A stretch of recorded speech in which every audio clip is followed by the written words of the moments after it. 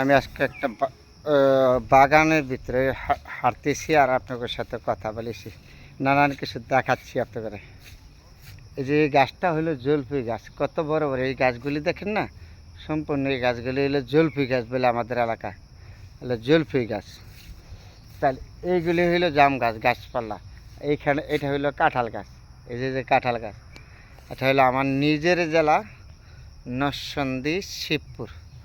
আজকে এই বাগানটার ভিতরে ঢুকে আপনাদের সাথে হাঁটতেছি আর কথা বলতেছি। কত না সুন্দর, এর ভিতরে তো হাঁটলে মনটা ঠান্ডা হয়ে যায়। বাগানের ভিতরে হাঁটলে, যখনই আসি তখন বাগানের ভিতরে একটু হাঁটলে মনটা ঠান্ডা হয়ে যায়। আপনাদের সাথে ভালো মন্দ নিয়ে শেয়ার করি। নিজের জন্মভূমি এলাকায় আসলে মনে করেন আর যাওয়ার জন্য, এত সুন্দর জায়গা, কত সুন্দর সবুজ শ্যামল সোনার বাংলাদেশ। যেদিকে তাকাবেন এদিকেই সুন্দর। আর এইসব বাগানের ভিতরে হাঁটলে মন অটোমেটিক ভালো হয়ে যায়। কত না সুন্দর এদিকে গাছপালা, এদিক দিয়ে দেখেন কত সুন্দর সুন্দর গাছ।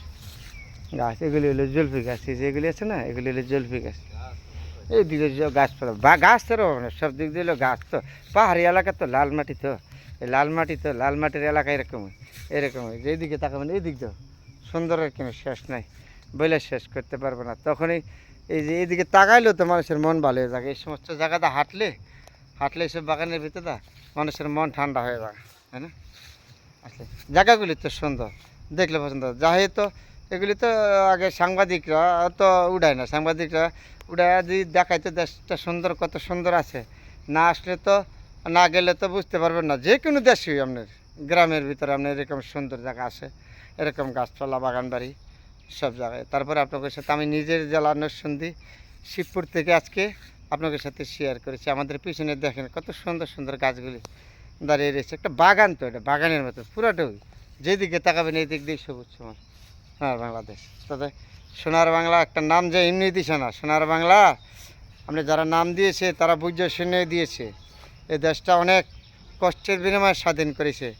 তাহলে যে যে লাল সবুজের পতাকাটা, তাহলে দেখেন এই সোনার বাংলার সাথে কথার সাথে মিলাচ্ছে না। কিন্তু আমরা নিজেরা ওই দুর্বল করছি আর কি দেশটারা। জানাতে দুষ্টরা এই দেশের অর্থ সম্পদ লুটে নিয়ে ধরে নিয়ে আজকে হয়তো দেশটাকে দুর্বল বানাইছে।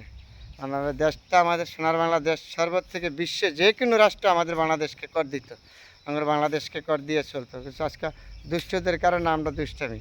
এরপর আরেকটু সমস্যা আছে, বাংলাদেশে আমাদের প্রতিহিংসাটা যদি না থাকতো তাহলে আমাদের বাংলাদেশ পৃথিবীর শ্রেষ্ঠ একজন রাষ্ট্রীয় হইতো। এই যে সিঙ্গাপুর, সিঙ্গাপুরে তো কম না, আমাদের বাংলাদেশ তো পরিশ্রম করতে পারে বাঙালি, পরিশ্রমের জন্য বেটা। এর জন্য বাংলাদেশ উন্নত হওয়া কোনো বিষয় ছিল না, দুষ্টদের জন্য পারা নাই। তারপরে বন্ধুরা অনেকগুলি কথা বলেছি, সবাই ভালো থাকবে।